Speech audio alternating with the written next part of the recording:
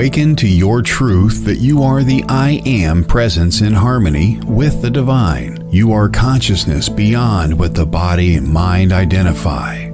Your hosts, Lynda Hope and Sharon Berkowitz, will remind and enlighten you to know your divine nature. You were born into the body already aware, but forgot it as you expanded your sense of identity, ego mind, pattern behaviors, and habits. Stop sleepwalking and wake up to your timeless, eternal, formless self. Now, here are your hosts of Moment to Moment, Lynda Hope and Sharon Berkowitz.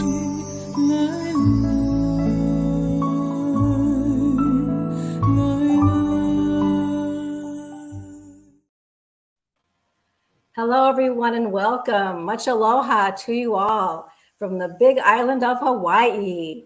My name is Sharon Berkowitz, and I'm here with my husband, Stephen Berkowitz, and we have a special guest with us today that we're so excited to have with us. His name is Ramana. Welcome, Ramana.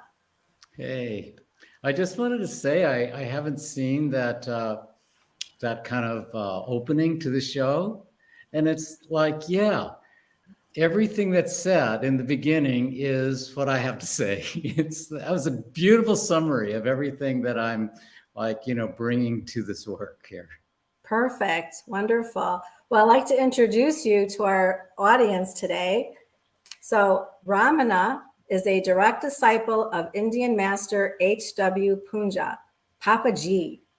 Papaji bestowed him with the name Ramana after his own beloved master, the great Indian saint Ramana Maharshi.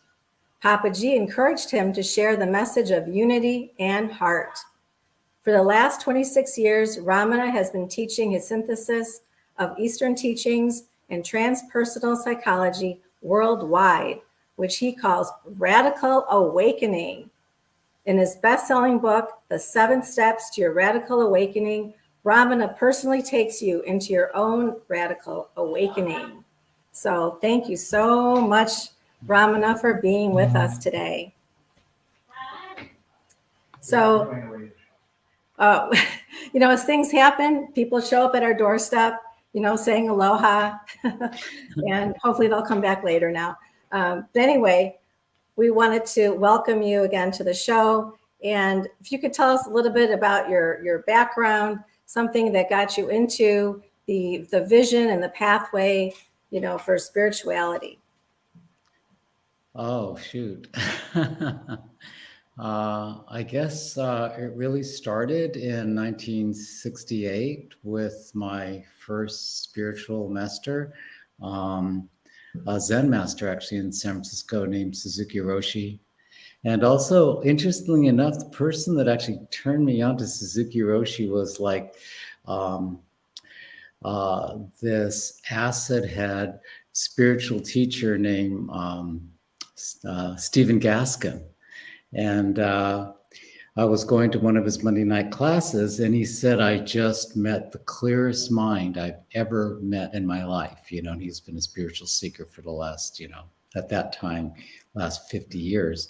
And he pointed to Suzuki Roshi. And he says, he's right here in San Francisco, San Francisco Zen Center. So I got an early start in 1968, studying with a master. And, it's just from there, it's kind of put me on the spiritual path all the way to kind of where I am now, I guess. And it's so interesting because you started at such a very young age, 16 or 17 years old, that you were already on that path. So right. It's just amazing that you've been doing this for so long. So I think it's part of the function of being born and raised in Berkeley. Everything kind of just happened around me, How were you enlightened or awakened? When was your first experience that you remember? Really, truly, I have to say that it really didn't happen until many years afterwards, with my experience with Suzuki Roshi. It actually happened with my teacher Papaji in India. They were friends of mine, very close friends actually, that that started pointing me to Papaji, and it was when at the time, some of my closest friends, Tony Varner and Eli Jackson Bear, went out. We were working together at Esalen Institute at the time, teaching transpersonal psychology. And first Eli came back, and it was just, I felt this total shift in like his being. And I remember sitting at Esalen one time, like looking eye to eye to him. And I told him, I said, I'm really feeling your master. This is right after he came back from Papaji. And he gave me the perfect answer. He said, no, you are seeing yourself, your true self. And then the next year, his wife went, Tony, and she came back as Gangaji. And it's like, that was the most major shift I've ever seen, because up to that point, she was kind of this, always in the background, kind of quiet, and, she's very intelligent, but, it was really Eli's show, right? It's her husband. So she came back as Gangaji and started doing this thing called satsang. So like after my two very close friends came back, it took me 2 years still, but when Tony came back as Gangaji, it was like, there is something happening here in awakening, right? And Papaji had the reputation of waking people up, right? So it really happened. And to be clear, when I'm talking about awakening, I mean, there's so many different levels to talk about awakening, but kind of just to answer your question, specifically, for me, it was a primary shift. It was a shift in my primary identification of who I am. And radical awakening really developed out of looking at what was this awakened state? What was it that was different? That all of a sudden, it's like the Yukio that I was when I went to Ramana, I went to this shift in awareness to my, simply said, just call it the true self, just to tag it or something, What I noticed was it was really a shift in perception. In other words, what my eyes were seeing, what my ears were hearing, what my nervous system was feeding back to me was something different. It was all of a sudden this identity moved more into the background, and this presence of awareness and heart moved into the foreground. And like I said, it was an actual physical shift in my senses that was feeding back who I was, that was different. So it was reflecting something back to yourself about an infinite type of awareness, like an expansiveness, or how would you describe it?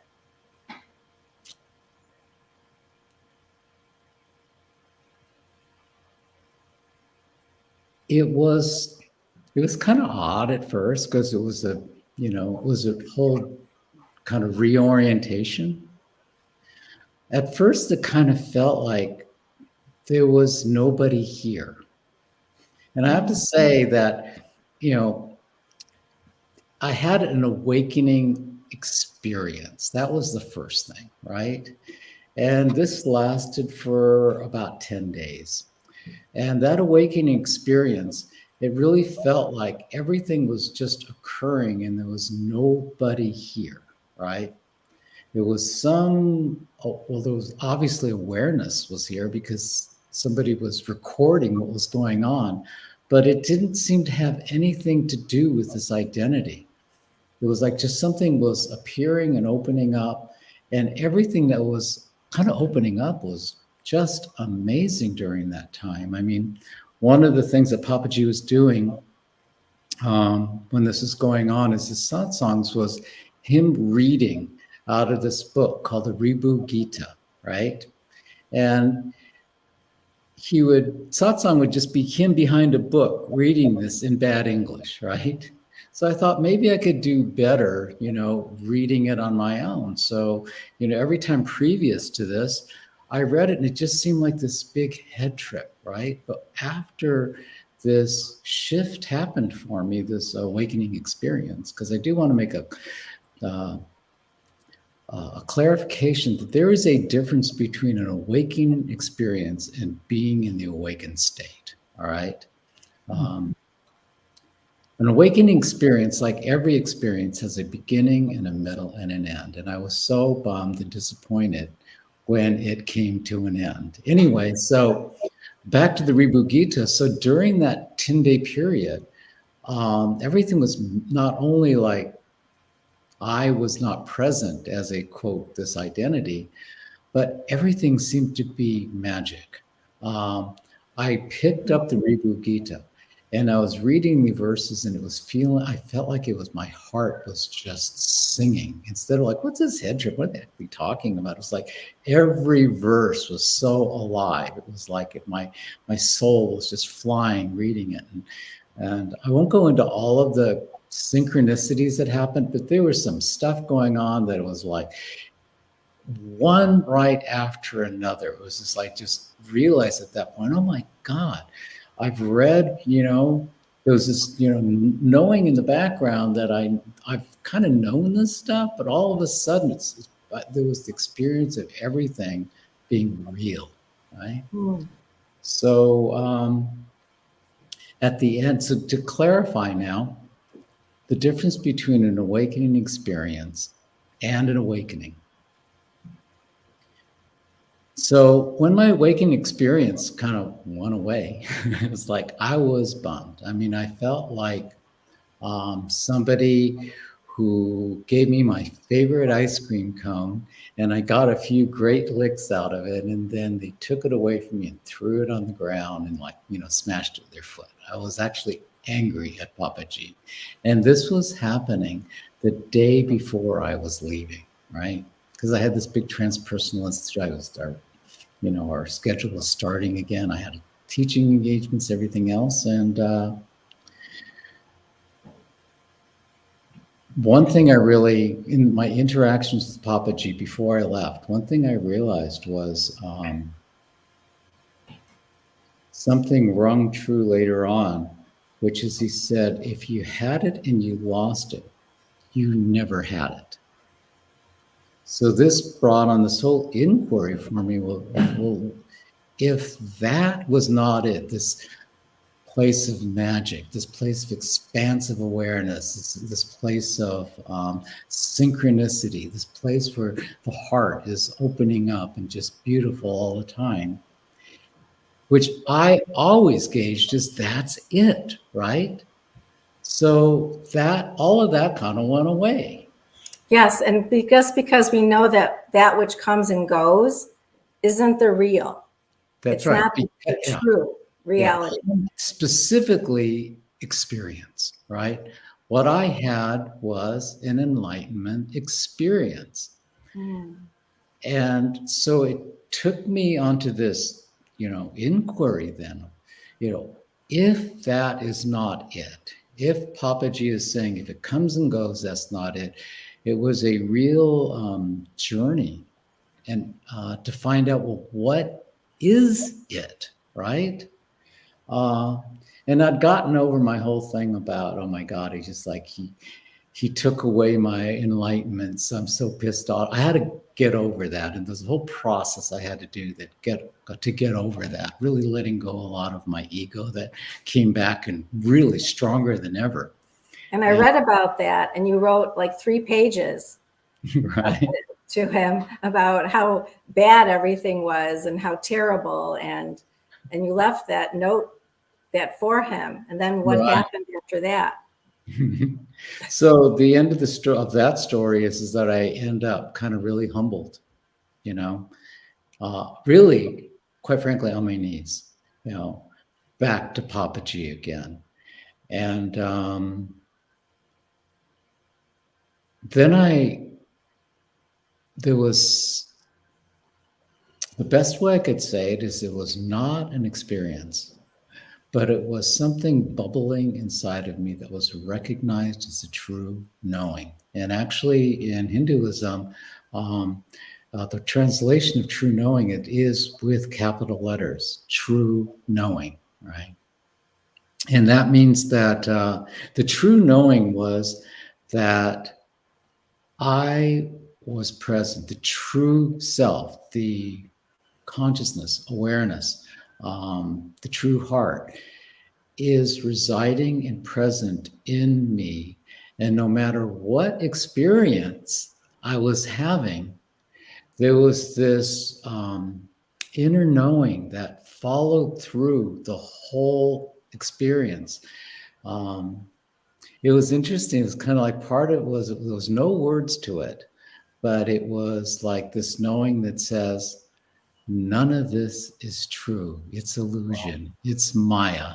And of course, it wasn't in words, but it's this inner knowing. So, and that inner knowing also shows you that the separation never occurred, that there is no separation, that this is illusion. Yes, And this is like getting to know, like, who really is the true perceiver? right. Who's the true knower here? So can you elaborate a little bit more on that? Things just, it's like even realizations come and go, right? That aha moment is just another experience, but there is one thing that we start acknowledging at one point is that there is something that is always present. You know? Mm-hmm. I remember my first satsang that I went to was in Corte Madera, and there was a teacher there that Andrew Cohen that Eli was very excited about, and this is way before any of us went to India. And so, in fact, one time in our group at Esalen, on our day off, we took the whole group up to see Andrew Cohen, and he was in Corte Madera. So that was like hours to visit, to go to this one satsang. And he said something in that satsang that that didn't make sense to me until way later after my awakening, which was, he said, the maturation into full self-realization is the deepening in the knowing, into the true knowing. And he said that, and once that opening into true knowing, that maturation process initiates, he says that there's no end to how deep you can go into it from there. That knowing is the true maturation, is the deepening to that. So can you tell us a little bit about your book, The 7 Radical Steps? Yeah, of course. Well, it really came out of, that's it. Can you tell us a little bit about it? The book really came out of my 20 years of doing radical awakening one-on-one. And it was this idea that actually came from a friend of mine, Mark Allen, who actually publishes Eckhart Tolle's book. And he says, you should, he said, I've heard so many good things about your work with radical awakening. Why don't you write a book on it? And I said, it's really an experience, right? It's not really something I want to write about. And then I got the idea that, well, what if I made the book based around the audios of me personally guiding somebody step by step through radical awakening, and the book would just kind of be a backup for that, right? Kind of like it's like a workbook, but the real workshop was the radical awakening itself. So it's so the book is really, to the best that I could, the best of my ability at least, is me trying to duplicate what happens in a private radical awakening session with me one-on-one. So I could, it was the idea, if I could really pull this off, if this really works, then I could reach so many more people. Yeah. So And I'd like to read something from the book here. Radical awakening is a sudden and impactful shift in your consciousness. It breaks the spell of the illusion of separateness from our wholeness and divinity. People have described their experience after a radical awakening as being in a state of unity and effortless meditation. Yeah, that's, wow, I wrote that? That's not bad. Yeah. That's a pretty good description. Okay.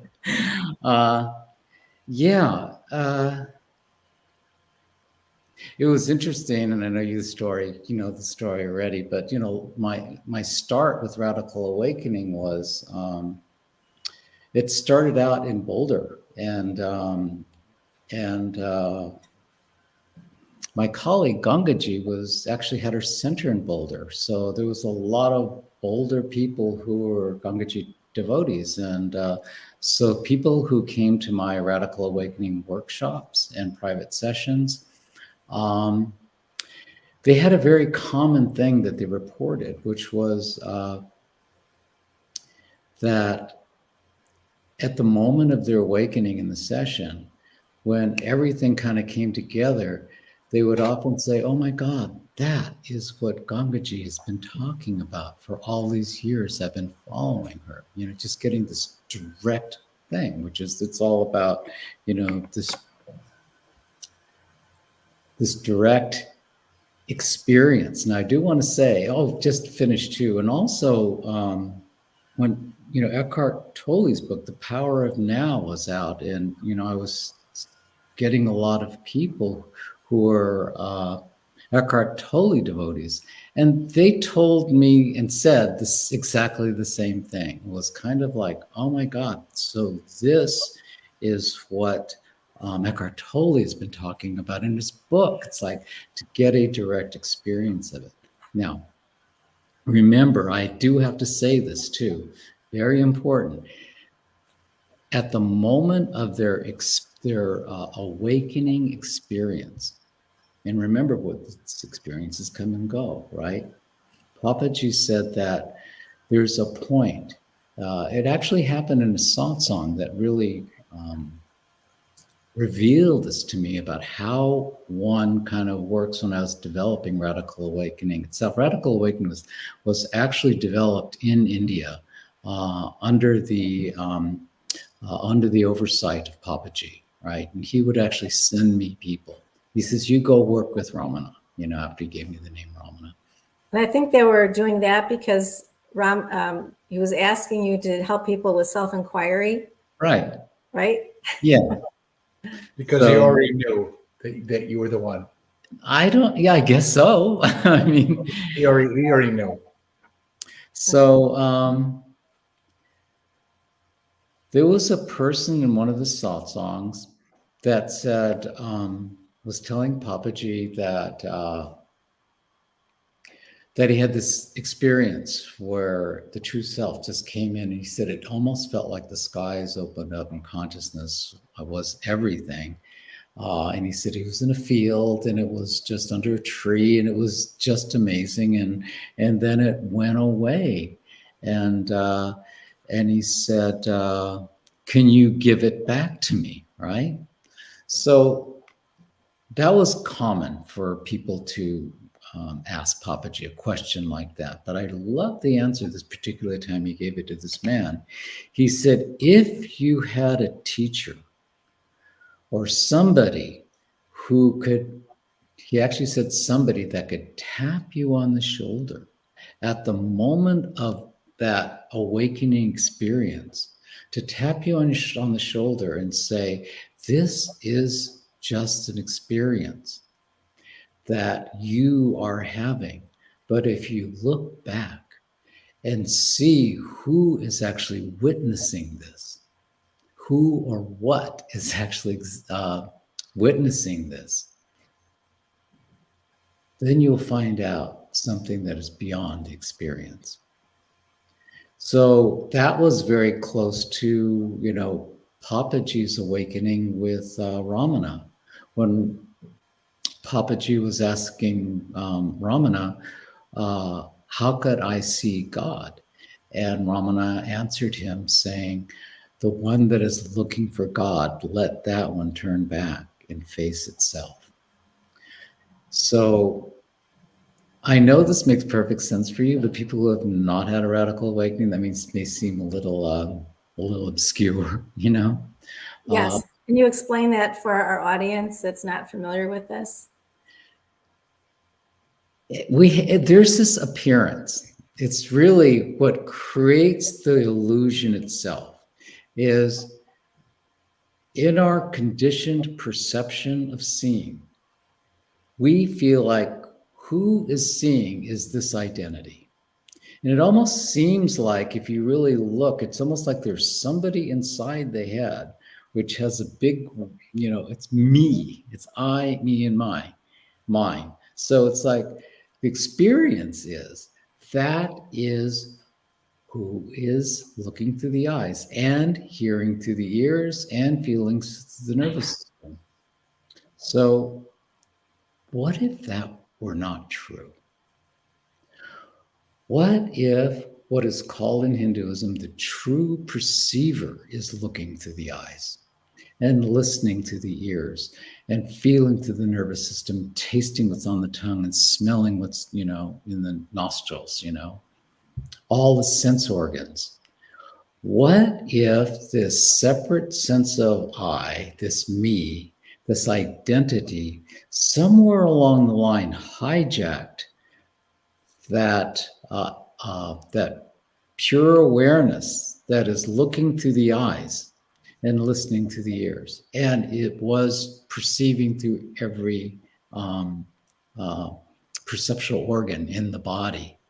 If it hijacked it, it would mean that it wouldn't necessarily mean that because it's hijacked, it doesn't mean it's really you looking through the eyes.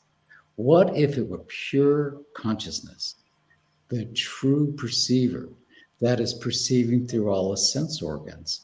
You see, that was my primary shift in identification.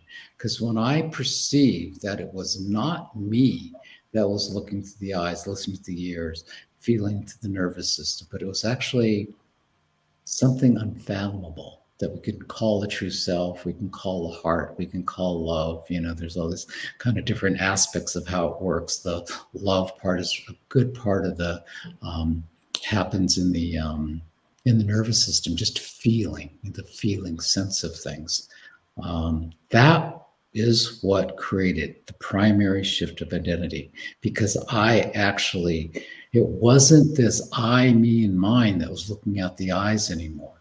And even though it seemed like it did, because, sometimes that true perceiver moves more into the background and this guy inside the head moves forward, it's still present, just a little bit further in the background. And sometimes it can get way in the background, but even way in the background, it is just informing what the truth is every moment, that this is the true perceiver, and it never goes away. So that tap on the shoulder that I'm talking about, it happens in a radical awakening when you're kind of in this, expanded space and going, oh, wow, I'm so glad I came to this session. I'm feeling so great. This is really cool. It's like, then the tap on the shoulder, okay, that's not it. It's pointing to something much deeper than experience. And through a process of inquiry, self-inquiry, really, what gets revealed is, wow, it's not the small me. And that's the radical awakening. I have to tell you the truth, though, okay? The book's been out for a number of years. And my mission really was not really complete, because I did notice that that there was a difference between having somebody across from me and in a private session, as you both know, because you've had, a session with me, that you're all hooked up to biofeedback. So I'm getting this feedback from your body about what your state of awareness is, and that monitoring system, and just being physically in the presence, of the energy is different than maybe just listening to an audio. That said, it's not like a radical awakening session with me, but from the feedback I'm getting, it's the best facsimile that we can give. Yeah. Yep. And I noticed that too in my session with you, Ramana, that when we went through the different steps. Oops, sorry about that. Little Tibetan bell. Oh, okay. We appreciate that. Yeah. So it was very interesting that feeling that my senses either heightened, like there was an awareness, like the colors became more vivid. I can feel like I was tasting something, like there was something in my mouth, like, what was that? The hearing of the birds, everything became more crisp, more clearer. And even when I saw the birds, for example, they didn't have a meaning. Like even though they were moving across the sky, I could see that, but I wasn't giving it an identification. I wasn't labeling it. Another way of saying that is that the mind was not engaged. Because that is the way the mind engages. It looks out, labels things unconsciously. You don't have to say the word bird, it's bird. And your relationship with bird, oh, pretty bird, bad bird, bad person, good person. It's like it's always the mind is on. So another way of saying what you just said was that the mind was not engaged. Right. Yeah. And there was no judgment. There was no comparing. There was nothing to feed on. In other words, just what is, it's just only that expression of what is and nothing more. There wasn't anything more added. There was no, chatter about it. And it just felt like it was just witnessing or just being in with what is and just having that actual experience where being hooked up to the monitors and everything that you could see the shift in the body, like the heart rate or, just the body sensations that you can say, oh, there's a shift. And what that felt like for me, the shift was like a little click, like, and it just felt like that, even like making that sound, like, that there was something that occurred. Like I can tell a click or a shift, that something happened, that I wasn't in the same space as I was prior to that. In other words, there was something, a different kind of connection, or even more of a disconnection, getting more to the truer self, right? Because it's letting things go. It seemed like there was more clarity about everything. Yes. Beautiful. And a peacefulness. There was some kind of like a calmness about it. And I like how one of my other teachers says that, you could be in a field where there's a grenade going off, but you can still hold that presence. You can still be at peace and still be at calm, and then, have that experience, but you're not getting attached to it. You don't have an attachment to it. Right. Exactly. I mean, really, that is freedom. Freedom is not moving from your inner peace, no matter what is going on in the environment. And I have to admit that a grenade going off is kind of extreme, but yeah, that would be if a grenade was going off, just going, so what? I could be in a field of flowers. It's the same thing. That's really it,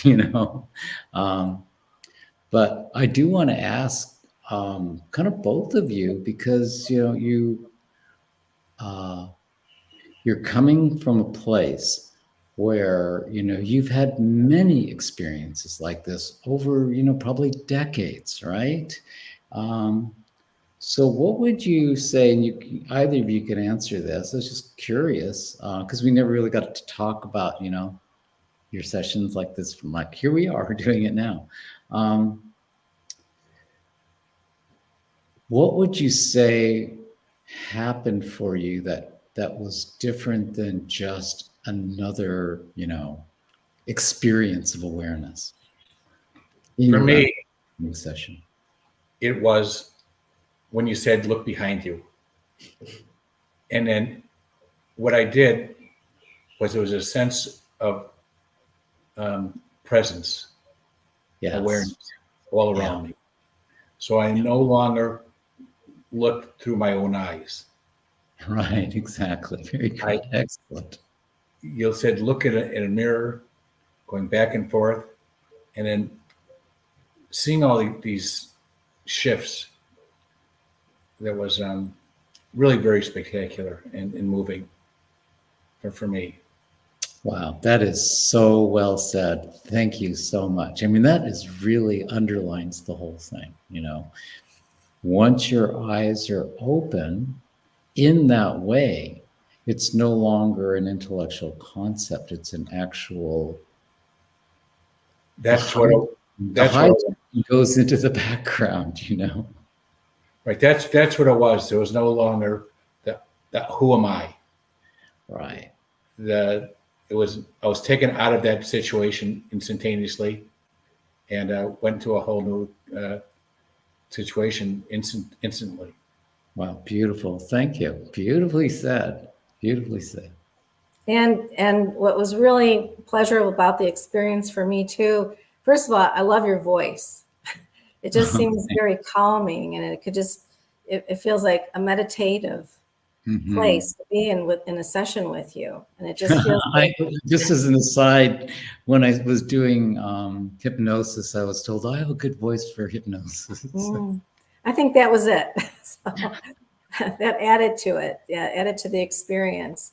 Because, it's like, what perception are we having, with that in that experience, right? And, part of it too was the visualization of the folding, infinite, like folding into itself.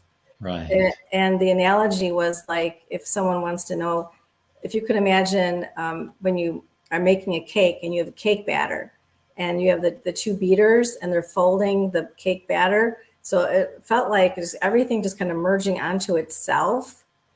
And that's all there was. And then you just like have oneness, just like one. Right. There wasn't anything other than just the oneness. And that was you mentioned that in the session. It was so beautiful because as soon as it's a whole deeper kind of take of the Hindu term phrase when they say the self, the true self deepens into itself. And to me, that was the point. That was the moment for you of the shift, because it was so visceral that it's something that is not only not forgotten, but just felt in the background all the time. No matter what is going on in the mind, there is this deepening into the true self, like this cake mix that's just, deepening into itself. And there isn't a moment that is not happening. Mm-hmm. Right. It's not anything other than. Right. The thing that for me was ultimately, it's all about love. Right. And those of you who don't know, the seventh step of radical awakening all has to do with love, which kind of puts everything into perspective. So that's all it is. I mean, right, exactly. And it's also where there's no opposite of love. There's no condition, there's no unconditioned, it's just love in that respect. And there's nothing else other than. Right, nothing outside of it. Yes, absolutely. Can I ask another question here? Yeah, can you tell me what that mountain is and why it's significant? I give a pilgrim for the last 1990, 2000, 1999 or 2000 was the first pilgrimage that I gave to a holy mountain in India called Arunachala. And Ramana Maharshi's ashram is at the foot of that mountain because this was actually Ramana's true love. His devotion and his love was to this mountain, almost like it was his guru or something, you know, like one has that kind of love for a guru. Which actually happened for me as well. One of the things that Ramana Maharshi says is that there is an emanation from this mountain Arunachala that quiets the mind and opens the heart. And being a person who always was interested in kind of power spots in the world was a real interest to me, you know. And each one of them had its own, I call energy signature, you know, like Sedona was like a portal for all these different places that you can travel. And there's this place called Boynton Canyon there. I ran into somebody there and they're saying, oh yeah, I do all my traveling right here in this canyon for everywhere, you know. Like Hawaii? Hawaii has a very unique energy. It's really, it's multi-layered. And, you know, I don't know if you guys knew this, but I've been coming here, you know, doing trainings here all the way back to whatever year Kalapana was taking. I think that was the 80s somewhere, you know. Mm-hmm. There's a magic here, you know. Particularly on this big island, that it's being formed all the time. And it's being formed by this energetic, you know. It's not just on Big Island. For those people who don't know, they call it energy by a name, a goddess named Pele, and even the natives actually have had experiences with, you know, this red-haired lady that comes in human form, and so I feel like there's so many elements all contributing to one thing, which is, I just call it the magic of the Big Island. And I've been on all the other islands, and then the other ones just do not have that same kind of thing that I'm describing. So Shasta was kind of like UFO Central for me, you know, but the energy signature of Arunachala, Ramana Maharshi said it acts like a jamming signal, like when you are to the mind, that he actually equated it to an antenna that's broadcasting the signal, and you have your own signal going on, but as soon, you know, which is called the mind, and you go by this antenna, and the signal is so strong. Those of you who remember AM radio, you know, it's like you get near these towers, it's like all of a sudden you're not hearing your station anymore. You're hearing this other broadcast because you're right next to the antenna.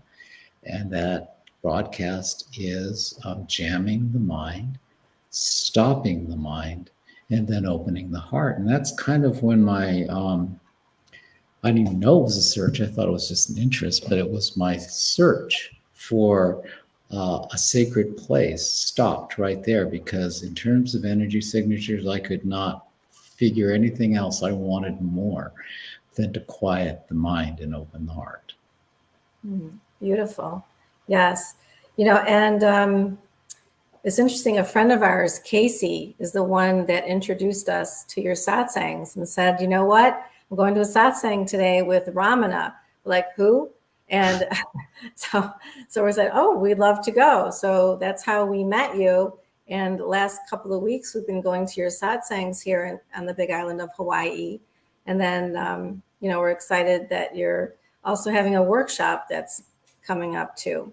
A Radical Awakening workshop, right? Yes, yes. And we did. It was instantaneous. We saw you, we met you, and we're hooked. Yes. Beautiful. Thank you so much. Yeah, we are. And the one thing that Casey did say that on this pilgrimage, because she went on the pilgrimage too with you about 10, 15 years ago. And she said it was the best thing. And she said that what she really understood was love, what she really got out of that. And she Beautiful. had an experience. She had an awakening. The way you're talking about it, she had an awakening experience. Beautiful. Yeah. So, So people do experience awakenings with you. And can you explain that a little bit more, how that happens? Quite honestly, I don't know how it happens. Part of me feels like if a person is in front of me and they're ripe and ready for it, I just happen to be the conduit for that to happen at that time. That's the best that I can come up with, you know. And that's why they show up to be with you, because they are ready. Right, exactly. So it's like there's very few people that don't get radically awakened because, you know, I just happen to be there at the right time in the right place for them. So, you know, I tell people if you feel drawn to radical awakening and you feel a pull towards it, that might actually mean something. Yes, absolutely. it's like Pele. They say when you're ready, the goddess will appear. But Yeah. you have this ability. It's more so in you than other people. So we're really grateful for it. Mm. Yeah. And being that, you've trained with Papaji, what kind of pointings did Papaji present to you, that some takeaways that you can share with us?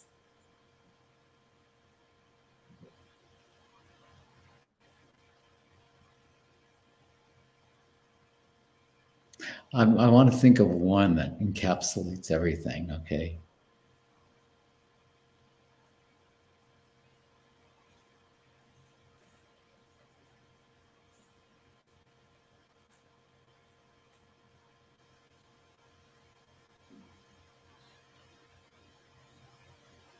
Interestingly enough, what's coming up for me right now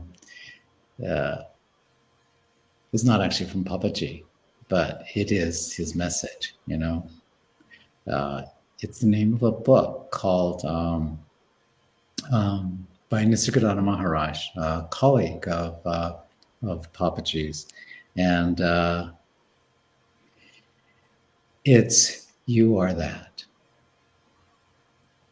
It's a direct pointing to the truth of who you really are. And the word that is used because it's so generic. It isn't any particular thing. It could be anything, and it works out to be both everything and nothing at the same time. Mm-hmm. You are that. And I think what's important for people to understand and takeaways from today too is that, discovering who we truly are, at the heart of the matter, and having that experience too, that you bring forth, like someone can actually have that experience and shifts in perception and shifts in their body. People have reported, I've asked several people, what was your experience? And somebody said that it was just awesome, that it was cool. And they actually cried, that there was just, some emotion that was coming up, because Your amazing tears, yeah. amazing tears, right? Yeah. And the experiences that I know that I had and Stephen had, truly amazing, just shifts and changes in perception, and really getting to the root of the matter, like who you truly are, taking away like all the and understanding like an emotion, but it can just pass through, and just realizing then who you really are, that you're not, who you're not who you think you are. Yeah, that's very that way. That's the easiest way to that's say the other it. side of it, right? You're It's not the who you whole think other you are. And once that starts opening up, then it starts the inquiry. Then if I'm not this, who or what? I always say, who or what are you really? That's right. Absolutely. Is there anything that you'd like to share with the audience before we close today? No, that feels good. I just loved your sharing. I have to tell you that. Yeah. Thank you. This was so wonderful sharing this time with you, Ramana. And do you have some announcements that we could share with the audience? What's coming up for you? Well, here, of course, your audience is probably from all over, but here in Hawaii, on Big Island of Hawaii, there is what I call a puja. It's called a puja, a sacred ceremony to Pele and the god of fire, Shiva. And in the sacred ceremony, it's usually people's kind of favorite, single event that I do. We call it a night of transformation, and it's an opportunity to, if you're serious, that in this evening, which is going to be this coming Friday, at 4:00, right? Yeah, 4 p.m. It'd be an opportunity to let go of something that's no longer working for you in your life, and if you come with a true intention and surrender, there are just miracles that happen around this. Then the Saturday, there's going to be a workshop from 10 to 4. And I think you have the poster, so the information is about that. It's here in Volcano from 10 to 4 this coming Saturday. And I still have a little bit of a few openings to have a private session with me if you wanted to do that. Private Radical Awakening session. It would have to happen in the next few days. So the last announcement, though, is, of course, about the book. It could be, it's called The 7 Steps to Radical Awakening. And it can be bought on Amazon either by Kindle, or you can also have the book as well. And what I'm planning is, if you go ahead and get this book, that I'm planning on doing a free follow-up on the book. The Radical Awakening. I put a group together, and as a group, taking everybody personally through the Radical Awakening of the people who have actually done the book. So that's something to look forward to after you buy the book. So I think that's pretty. Yeah, we're looking forward to that. Yes. That sounds really great. And then you also do a pilgrimage, right? Right. So. To India. Next pilgrimage that there's available room for right now is going to be in 2025 in February. So do you have a link to my website somewhere? Yes, we're going to be posting that. There it is. Hey. Okay, great. There it is. All right. So it's awakeningwithramana.weebly.com. So for more information, please go ahead and look that up. All right, great. Well, we want to thank you. This is really meaningful to us. Yes, we're so grateful and thankful that you're able to spend this time together like this and sharing with our audience here on the Big Island of Hawaii. So again, welcome back. Come back again. And I will see you at the puja, and I will see you at the Radical Awakening on Saturday. Of course, we're doing a professional training on Sunday, but for everybody else, there's I'll see you on that Saturday Radical Awakening weekend. Okay, thank you, everyone. Have a wonderful day, and come back and see us again on Moment to Moment. Thanks so much, everyone. Namaste. Namaste. The truth is here and now on WLTK-DB Talk Radio at WLTK-DB.com.